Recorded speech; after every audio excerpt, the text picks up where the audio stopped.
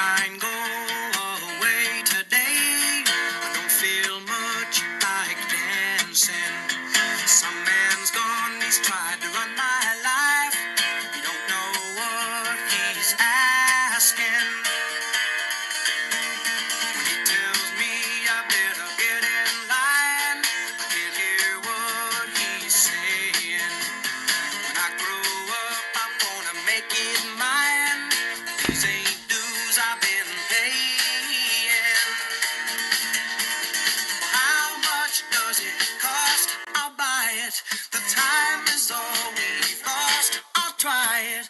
And he can't even run his own life. I'll be damned if he'll run mine. That is the point. That is the point. Welcome to the Jeremiah Gunn Show. Thank you. Thank you for listening. We're going to talk about that in a minute because that was one of the prophets. Prophets, not people. Prophets of the sort of 70s. A lot of great music. A lot of great music came out. Kind of folk rock that told a story, didn't it? Ballads and protest songs, you'd call them. Just great stuff. This is the Jeremiah Gunn Show. Dr. No, K-N-O-W, your humble savant, who's dedicated his whole life to becoming an undocumented expert who didn't regurgitate, cooperate, and graduate at the seminary of the left, where they crank out a good preacher, a good minister. Yeah, the word minister means serve. That's what I want to do. I want to serve, but I don't want you to be served. You know, you got served, they used to say when my kids were younger. I'm not here to do that. I'm here to free you. I'm here to afflict the comfortable and comfort the afflicted. And who that is not widely known. It's a lie. Everything's a parallel universe. Everything's backward. It's an Orwellian age. It's an irony age. So it makes it useful in one sense, where you can say, if that party is talking, they're lying. Period. And if they say good, you know that it's bad. If they say bad, you know that it's good. This is not about left and right. This is not about political parties. It's about right versus wrong.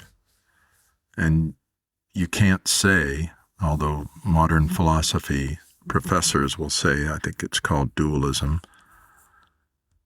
absolutism, whatever, you know. It's funny that they make a living giving names to things that have already existed.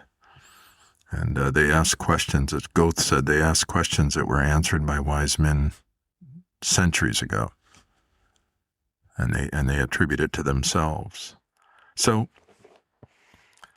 this is the Jeremiah Gunn Show, dedicated to Charlie Kirk, martyr, prophet, Prophet.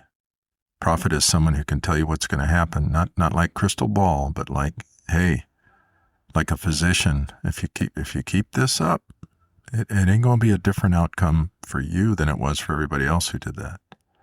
Where's that come from? When we try socialism this time, it'll work. When we try communism this time, it'll work. You don't understand the root.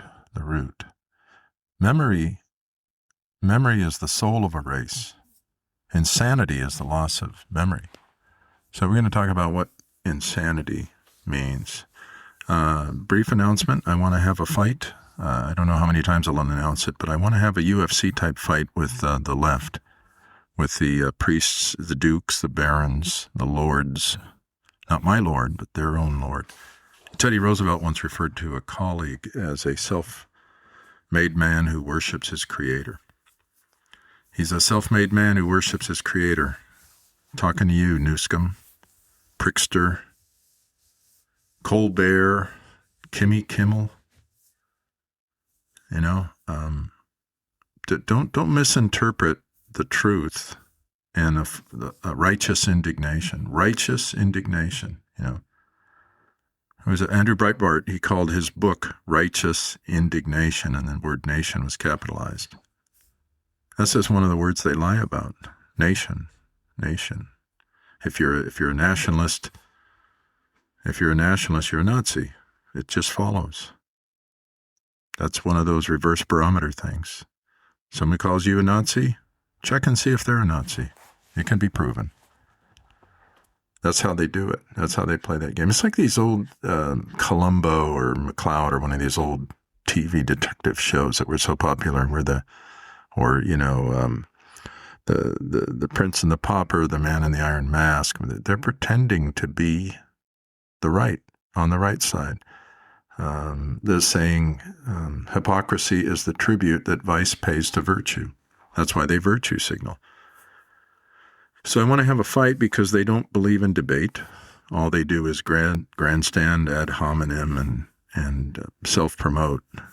And so they won't have a debate. We haven't had a debate in, I don't know how long. Maybe Lincoln Douglas were the last debates we had. These things they do today, those aren't debates. Those aren't debates. Everything's a game show, including our elections and our legal system. So this is what we're gonna talk about today. I had a friend. Here's a question. It's kind of our first question. So thank you to the person that submitted it. I want your comments. I want your questions, comments. You'll get an answer. You get an answer that you won't get anywhere else, and it'll be true. This is the purpose, to promote the truth. Not your truth, not my truth, the truth. And if special bonus points is if you know who said they were the truth, in response to a governor who said to him sort of rhetorically, "What is truth?" Not because he was really interested in the truth, but because he wanted to slap it away. That's how they do it. They play pickleball with ideas. They knock them away and say, "I won." He wasn't interested in the truth. He was trying to say, "Yeah, well, sure. Yeah, sure. Well, what is truth?" Don Lemonade said, "I'm a Christian," as he went into a church and disrupted them and called them racist and all the other baggage that he has. He's got more baggage than LAX, but, it doesn't stop him. "I'm a Christian. Yeah. Who's to say what that is? Who's to say what that is? That's someone who lives in the Western Hemisphere, I guess, because it's not Muslim, Hindu, or Jew, or Zoroastrian, or whatever. So you must be a Christian. It's the Christian nation, etc. But that word has meaning. That word has real meaning. So the question that came in is, what's up with all these laws and petitions and things?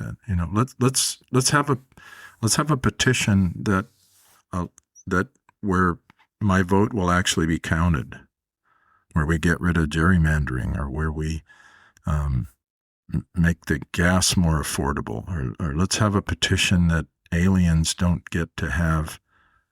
That's right, I said aliens. It goes back to the Alien and Sedition Act. And if you look at the left right now, the way what are they into? What are they into most? Aliens and sedition. That's it. That's why the Senate is blocking the SAVE Act, which would clean up our elections. That's why they're doing it. So you have to have a law on let's do this way and let's do this that way. And we need more laws, like we need more holes in the ship of state. More holes in our head. We have enough. So the question was, what's up with all these? What are we doing with it? Why are we having didn't we used to have to show our ID to vote or whatever? So I did a little research into that, and what I always did when I started to hear inklings about this. Scott Adams laid it out pretty good. And so did Trump. It's the only reason you don't want to show ID to vote is not because, like the genius Kamala Harris said, that they can't find, that they don't think of the racism. Just think of this for a minute.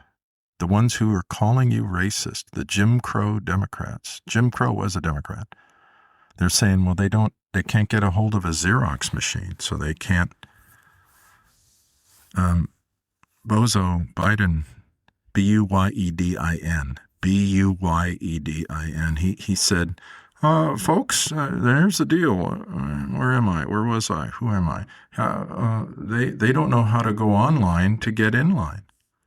The governor, Cruella de Vil, the horrible governor of New York, who's running around bitching out billionaires or millionaires, telling them to come back, but then she told them to get lost. Go. And she says, come back and tell your friends in Florida to bring their friends with them. We need your money. We don't need you. She actually said that we used to hold you captive, and the whole remote working thing killed that, because we used to have you captive. And she also charges a tax if you come into the city called a congestion tax. They just think that they can continue to steal and steal. What did she say? She said blacks don't know what computers are. You know, can you imagine? They're fighting tooth and nail against the guy that a lot of blacks went to the White House and said he's the greatest president since Lincoln. Second Chance Act, HBCUs, et cetera, et cetera, et cetera. He was tight with Jesse Jackass. He was a good friend. Look it up.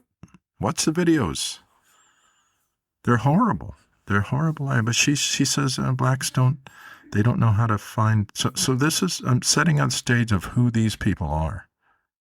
Who's the real racist? Who's the real Confederates? Who's keeping the Civil War going? And how do they do it? And that's what we're going to talk about now is how they do it. So, back to her, Hakalugi, for a minute. Ami Horowitz is this guy that's been promoted on Prager show sometimes. He does these incredible videos. He went to Berkeley, and he asked him, what is it racist to ask for ID? And they all of them, all the awfuls, affluent, white, female, urbane, leftist, men or women. You know, they used to say little old ladies of both sexes. I've seen them at their protest holding up Nazi signs against Elon Musk. I mean, are you kidding me? These worthless strap hangers? Are you kidding me? You want to attack the next Ben Franklin, the second coming of Ben Franklin? Come on. Why don't you learn? You know what Martin Luther King said? Don't burn, baby, burn, but learn, baby, learn, so you can earn, baby, earn. So that's what we're going to do here is we're going to learn. So Amia Horowitz goes to Berkeley and says, hey, and everybody, well, at least the ones he put in the video, oh, yeah, no, they don't know they don't even know where the DMV is. They can't get a license. They can't get a license because they don't know where the DMV is. So then he goes to Harlem and he says, do you know where the DMV is? Yeah. Well, somebody said you don't know where it is and you can't get a license and you're not computer savvy. And all of them, every one of them was like, say what?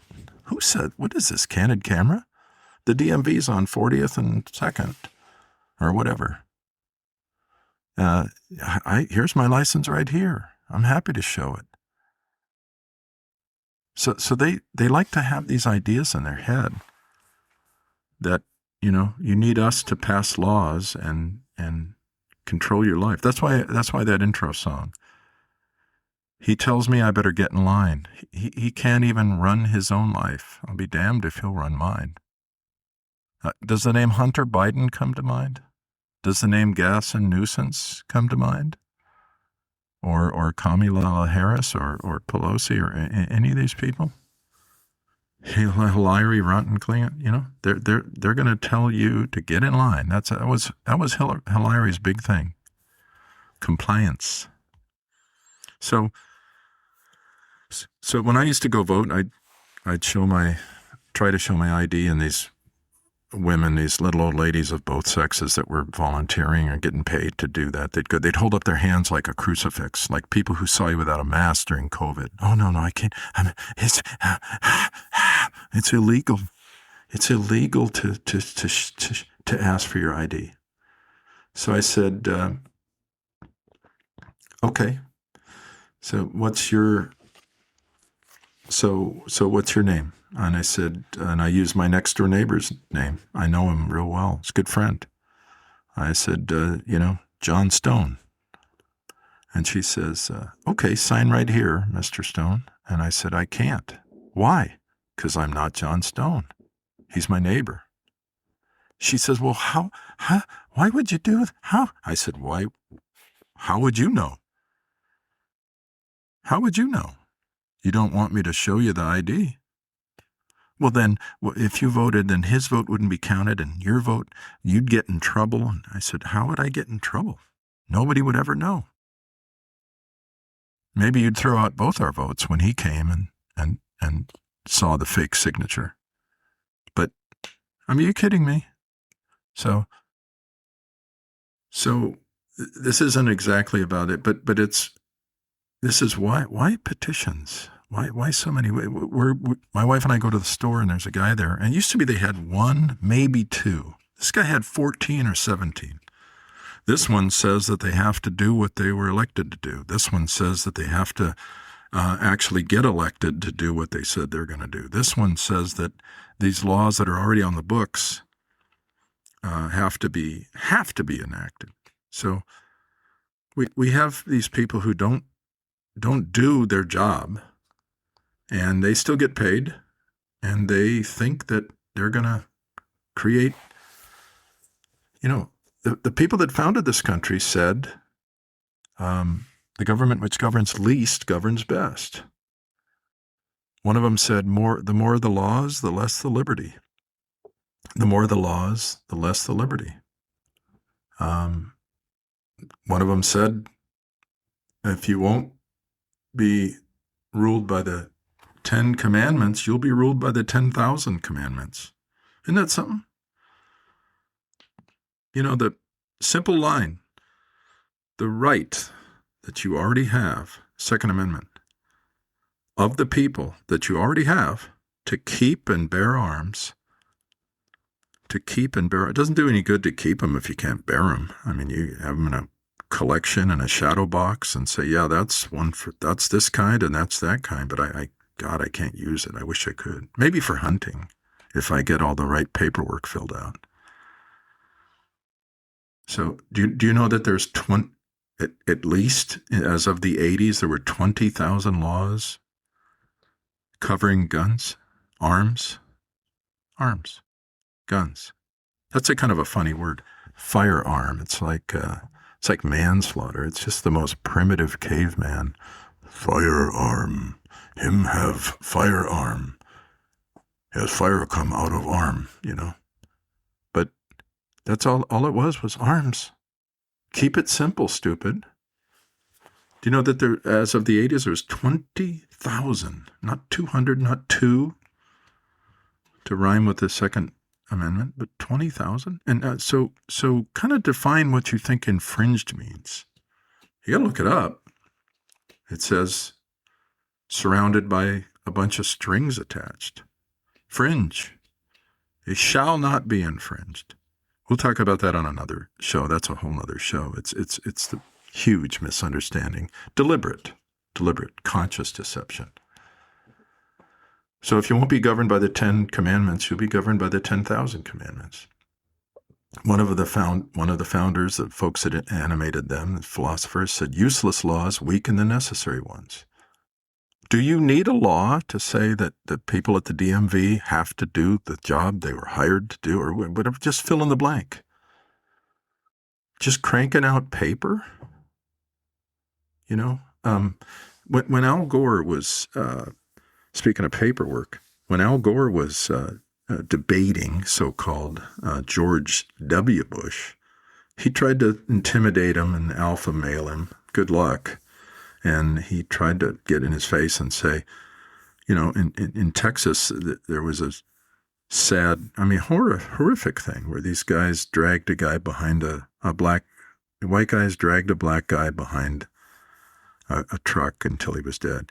Recently, not in the 60s, in the Democrat 60s era, the Democrat racist Confederate area of the Civil War that never ended. No, it wasn't then. It wasn't in Mississippi and all that. It was these guys did that. Well, if it was the black guys that did it to a black guy, shot him, killed him, dragged him behind them, nobody would care. They wouldn't care at all.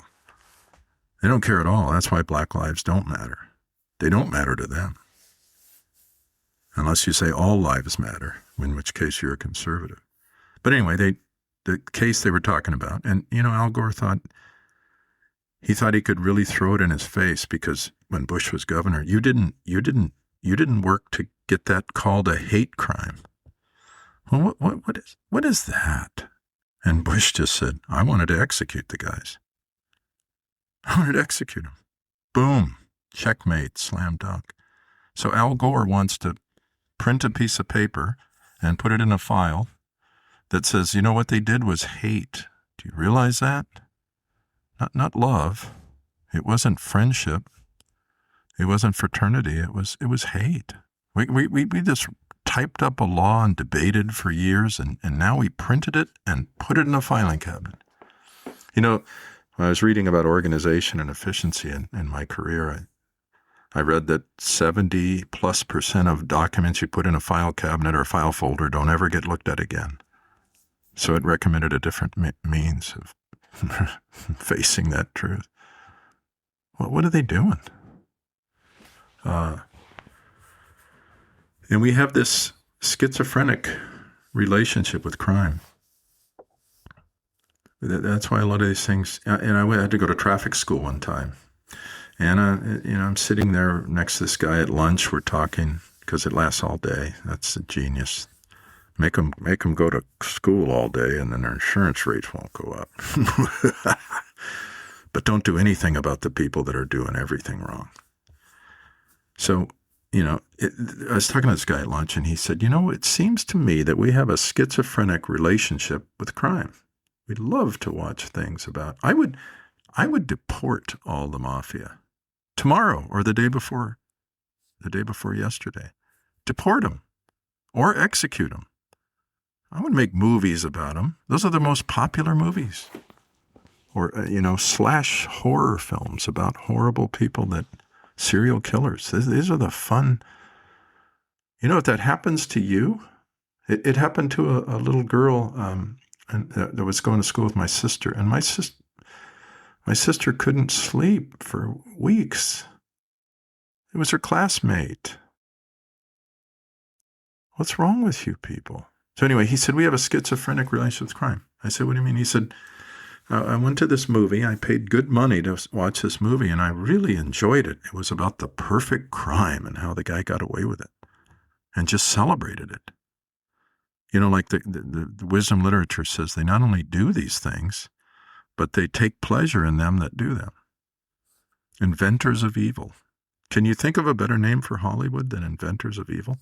He says, so I'm watching this movie at night, and I come out to the underground parking or whatever, and my car was broken into. And I was really mad. I was furious. I felt violated.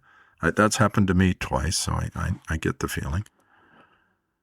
I just felt, I hate to diminish it, but it feels like rape. Somebody came and forced their will on you. So he says, but I had to take a step and think, well, I just enjoyed that crime. I paid to see it. I rewarded them for making it, but I don't like it when it happens to me. I thought that was a really interesting point. Very, very philosophical. So we have this thing called suicidal sympathy.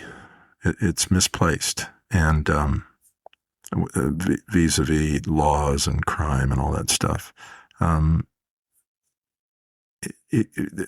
Gad Saad is this great philosopher. I think he just moved here from Canada because he wanted to have liberty instead of fraternity and equality.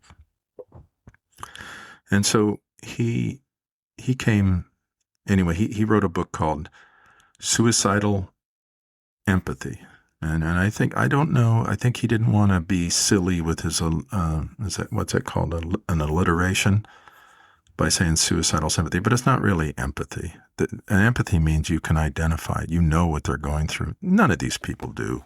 these leftists. There was a bunch of code pinkers that went to Cuba last night. In fact, Ilhan Omar's daughter went to Cuba to show her solidarity.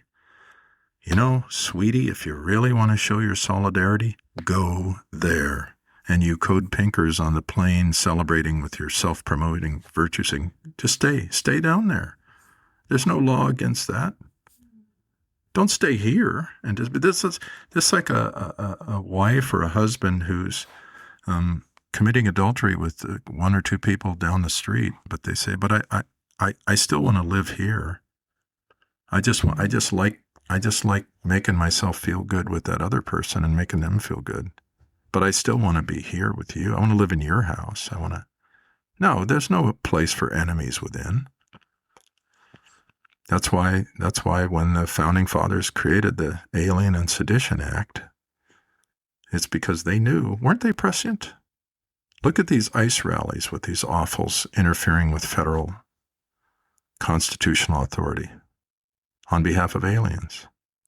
Sedition on behalf of aliens. And they knew what it was for. Treason on behalf of aliens. So it is either an alien who brings crime, or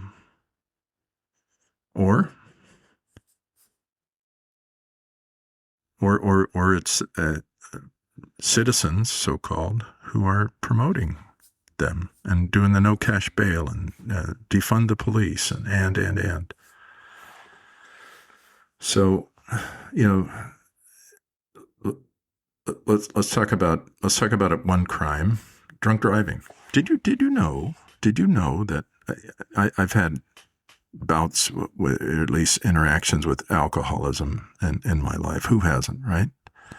But do you know that the equivalent of 15 jumbo jets, that's not a word we use, 15 jumbo jets a year, one every half hour, that's how many fatalities are from drunk driving. I'll say it again. 15 jumbo jets with 400, 500 people on each one every year. Can you imagine if more than one a month crashed and all the people on board, 400, 500 killed? Do you think we would maybe talk about it? There was just a crash the other day where the LaGuardia or something where the pilots were killed, and it was all over the news. Do you think that if 15 jumbo jets went down one a month, do you think the FAA might have a comment or something? That's how many people are killed by drunk drivers. Every 30 minutes. One every 30 minutes. All the time.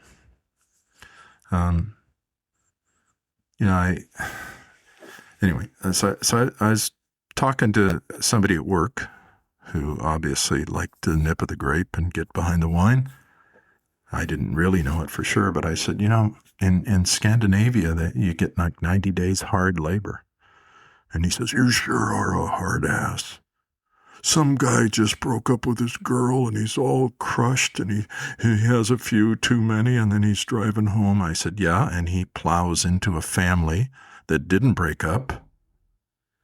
What do they say? The right to swing your fist ends at my nose. I mean, he's got suicidal sympathy, or in that case, empathy for the guy that killed people who were minding their own business. There was a kid in our neighborhood, and he got to be driving age. He was on Quaalude and beer, and he crashed into a 18-year-old girl and was pregnant, killed them both, even though that's not a human insider, but the law considers that it is. Figure that out again. But anyway, and he got some kind of a minor sentence where he went to effectively a junior college and got some credits. And I don't hate the guy, but don't you think we should take some responsibility? You threaten the innocent. You threaten the innocent when you spare the guilty. Now, our children's piano teacher was a paraplegic because he was riding his bike and a drunk plowed into him. Father of kids, he actually did one of these Erica Kirk things. He called the guy one night to apologize or to tell him he forgave him. as he thought that was his Judeo-Christian duty. And the guy was hammered when he answered the phone. Multiple offenses. Not the first time. So I'm on jury duty. I've been on jury duty several times, been foreman a couple times. And the DA, in part of the selection process, I think they call it voir dire. He says, do you belong to any organizations that, like MAD, Mothers Against Drunk Driving? I said, well, I don't belong to them, but I've supported them. I think they do good work. I'm behind them all the way. I've given them money. I've helped donate things to work for them. And he says, well, the problem that we lawyers have, this is the DA. This is the one responsible for justice and law enforcement. He says, the problem we lawyers have is that we're all drunks. That's why we don't like MAD. I don't know. He's trying to see how I react to that, or test the crowd, or test the water, or test the, I don't know, just being cute. But there was a judge in our town who was busted for drunk driving. Big shot judge, multiple offenses. So, I mean, what's the point of law? We need more? Just enforce the ones that are there. Just enforce the ones that are there. Yeah. Charles Kuralt was this famous guy on CBS. He did reports on the road with Charles Kuralt. He'd send these reports, file them in his RV. He was pulled over for drunk driving. Weaving on the road with Charles Kuralt. Al Gore Jr. was busted on the Pacific Coast Highway in the left coast for DUI. Somebody said, well, at least he was driving a Prius. Nick Nolte, Justin Timberlake, just the other night, has busted and, goofed around with the cops. It's not really funny. Friends don't let legislatures and cops and judges get away with murder.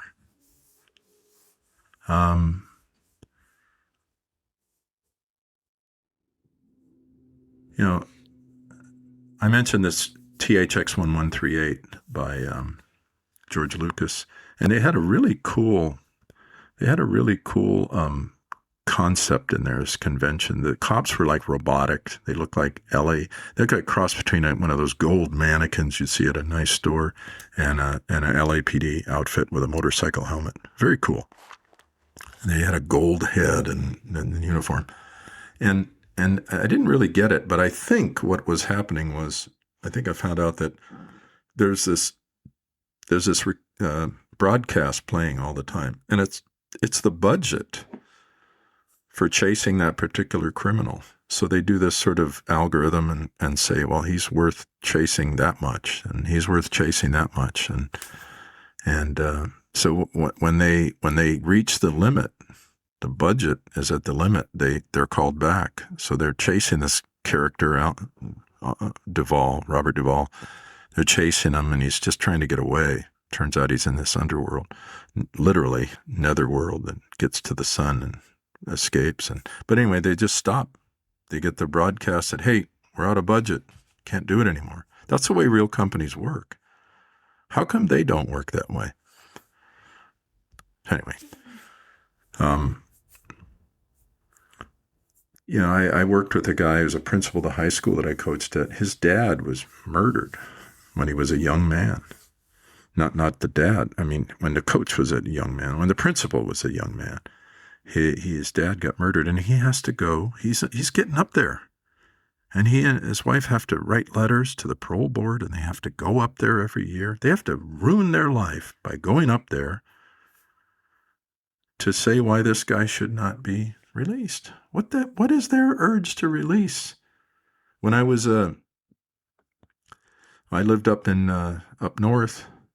There was a little girl, 1.5, 2, I don't know, she was playing in her yard. It shouldn't have been in the front yard, but you shouldn't have to say shouldn't have been in the front yard. For God's sake, it's your house, it's your neighborhood, it's your community. Anyway, this poor little girl was taken and raped and murdered by this sicko. So that's bad enough, right? I'm reading in the paper later they caught the guy. It was his 200th plus offense. Should I say that again? 200 plus, and the parole board and the shrinks and all the people. It was in the prison for the criminally insane, or hospital for the criminally insane, as if it really matters to the victim whether the person is insane or not. These throat cutters, these pushers in front of subways. How relevant is it that they're insane unless you're going to take on the responsibility to have that, unless you're going to take on the responsibility to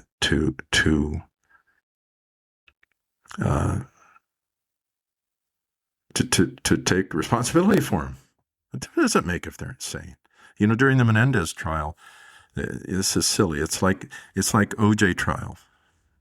It's a trial of our patience, our love for liberty. That's what it's a trial.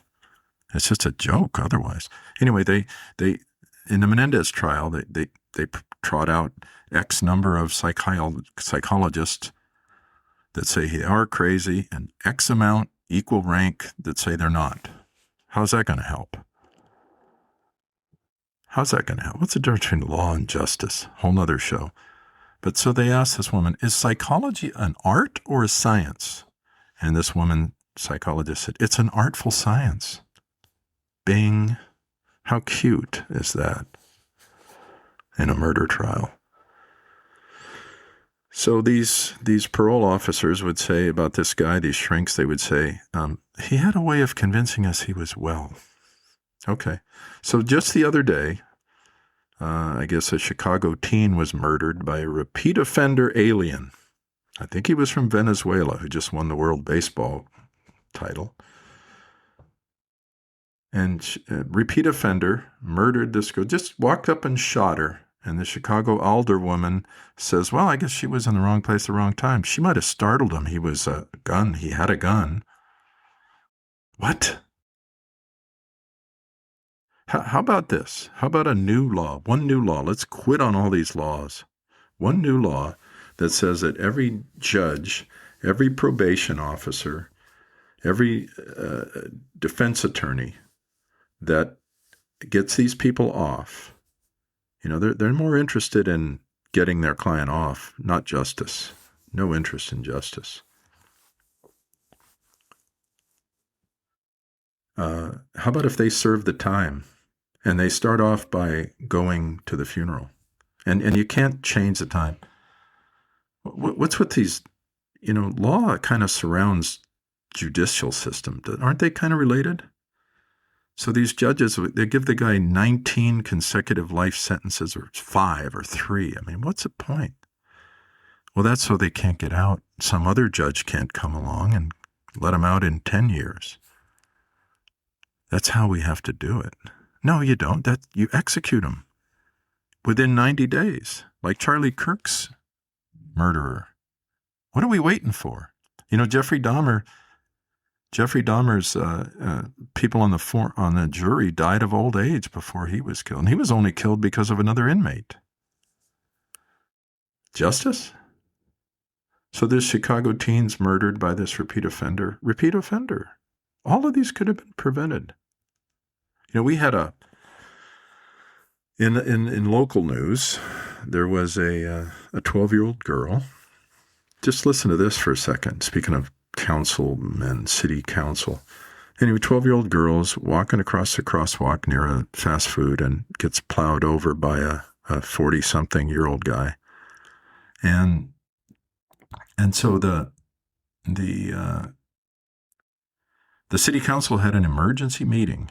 And the emergency meeting was kind of about, the emergency meeting was about not that, but it was about the fact that ICE was sticking their nose in our business, in the Confederacy, in the Confederate States of America. The federal Union soldiers were coming in and asking about these aliens that we're harboring in our sanctuary city. And the sheriff, the head of the sheriffs, the captain or whatever he is locally, he I was reading about it. He got up and said, it hurts my community. I hurt for my community when ICE comes in here and our community. So that was one thing they were talking about. The other thing we're talking about is they need to do something legislatively about protecting kids who are walking or riding their bike or whatever. How are you going to do that? How are you going to pass a law that no one shall run through a red light?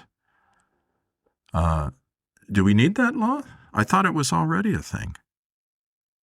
That no one's going to run through a red light, or that you teach your kids to look both ways. I think she did. It just came out of nowhere, supposedly. So where's this going?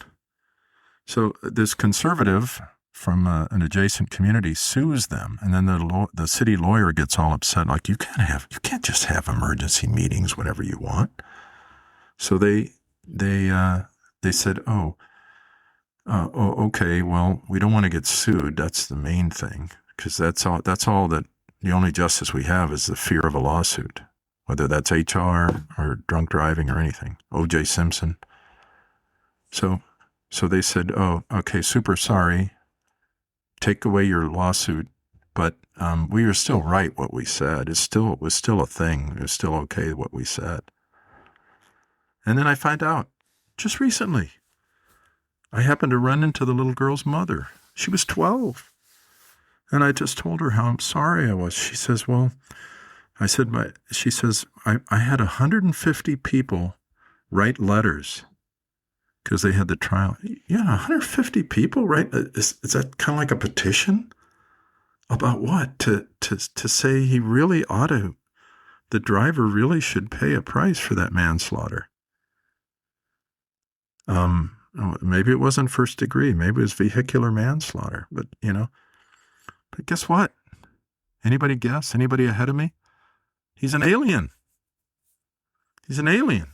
So the city council, priority one, first thing on the agenda, ICE is hurting our feelings, says the police. Police means authority, if you look up the etymology. ICE is hurting our feelings. Maybe if he was arrested and deported. So how did we find out he was an alien? He didn't come to the trial. He didn't come to the hearing. He didn't show. And that's what she was talking about. We had 100. And you read the article, because the news media has to cover it all up constantly. They didn't even say that he was an alien. They said, he certainly has ties to another country. Gee, I wonder which one. I wonder if it's a short driving distance. I don't know. Couldn't be. He was from the place that 95% of aliens come from, whatever country they're from. And the governor, speaking of laws, was trying to make sure that we don't enforce these laws. We just can't do that. No, the police can't work with them. We're not going to give you your money back for all this stuff, but we're just the judges. Do you know how much that cost? Judges? You ever been on jury duty? You ever gone to the courthouse? Marble floors, mahogany furniture, floors and floors. Jails. You know how much it cost to get that thing to trial? Armies and layers and rows of clerks typing up the details about it so they can just do a revolving door, catch and release. There's zero protection. I mean, whose rights? Look at the Miranda decision, just for a second. Do you know anything about the Miranda decision? It was in Arizona. Guy was a ne'er-do-well, waste of life. I don't know if he was an alien or not. I think so. But it doesn't really matter if you come here with an alien attitude. That's not what the Statue of Liberty says. Come here and do whatever you want, and the awfuls will get you off. Because they care. So, I went to a thing called CART when I lived in California. California's Against Red Tape. California's Against Red Tape. We're sitting at this round table. It's a luncheon thing, and they're doing a presentation about how they're trying to get rid of red tape. That's what guys like Reagan and Trump have an effect on the economy, primarily by getting rid of all the red tape.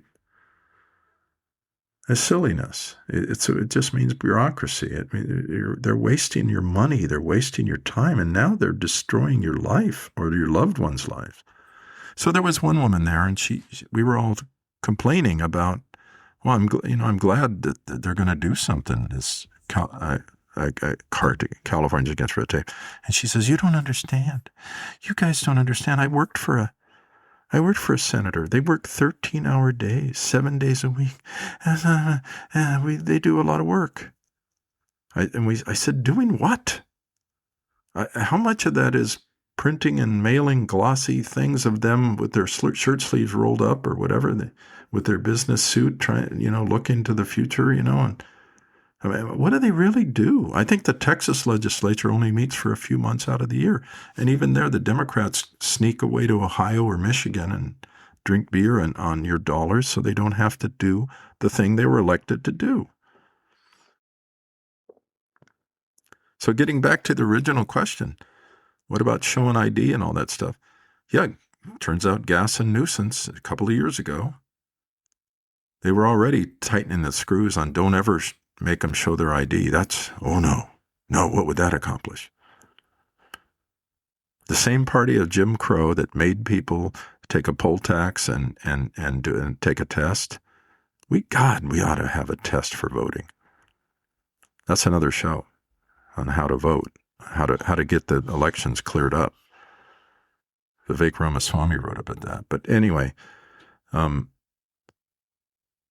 I saw this great video. I just got to mention it real quick as I can. I think his name was Grass or Ass or Oss or something, but he was this wonderful guy, senator from Nebraska, and he was dying of cancer. He's got pancreatic cancer. I learned about that. And he was talking about his 10 years in the Senate, PhD, brilliant guy. He called himself a nerd, thinking great. I guess he was conservative, but he said he was censored by the MAGA people 73 times or 63 times, the most of anybody. So what is he doing? But anyway, he was talking about how we need more laws. We need more laws. No, I think he said we only have, of the 10,000 a year, we only pass about 30% of them, or 1,000 a year, whatever. No, 10,300 of them. I'm like, you think that one a day? You think that one a day would be a good thing? After everything we just talked about and how our founding father, what are you, nuts? What would that do? I mean, you got it right in some areas that all they're looking for is TikTok sound bites and grandstanding. That's right. But that's not their job either. But the two wrongs don't make a right. We're doing too much. That's the problem. Anyway, thank you for listening. Talk to you next time. Thanks a lot. Take care.